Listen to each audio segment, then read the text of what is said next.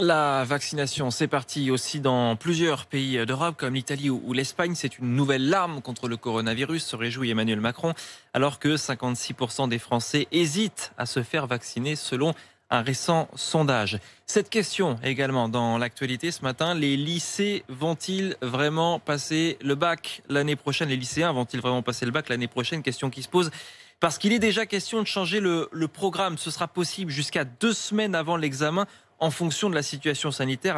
Une ordonnance vient d'être publiée au journal officiel et cela inquiète déjà les lycéens et les enseignants. Au micro RMC, écoutez-les, de Romain Houg et Alexandra Sirgan.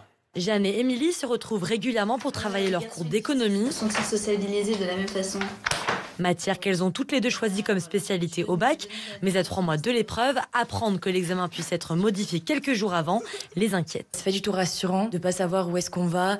On nous a toujours dit de pas prendre à la légère le bac. Là, on dirait qu'ils font tout l'inverse et qu'ils prennent pas du tout ça sérieusement. On est le crash test, c'est comme ça. La nouvelle est un nouveau coup dur après une année de première déjà compliquée. Et avec le Covid, puis toutes ces réformes, etc., on a l'impression que presque on ne va jamais le passer. Au bout d'un moment, ça devient un peu trop. Mais bon, on n'a pas le choix, c'est pas nous qui décidons. Les enseignants aussi estiment être mis devant le fait accompli. Sophie Venetti-Teil est secrétaire générale adjointe du SNES-FSU. Elle déplore l'improvisation permanente du gouvernement. Depuis le début de l'année, on se prépare pour des épreuves, notamment des épreuves de spécialité qui arrivent au mois de mars. Et tout d'un coup, on a ce texte du ministère qui nous dit « Ah bah oui, mais jusqu'au 1er mars, je peux changer les règles du jeu s'il le faut ». C'est faire quand même bien peu de cas du stress des élèves pour qui c'est vraiment les premières épreuves. Le SNES-FSU propose de repousser les épreuves du mois de mars au mois de juin.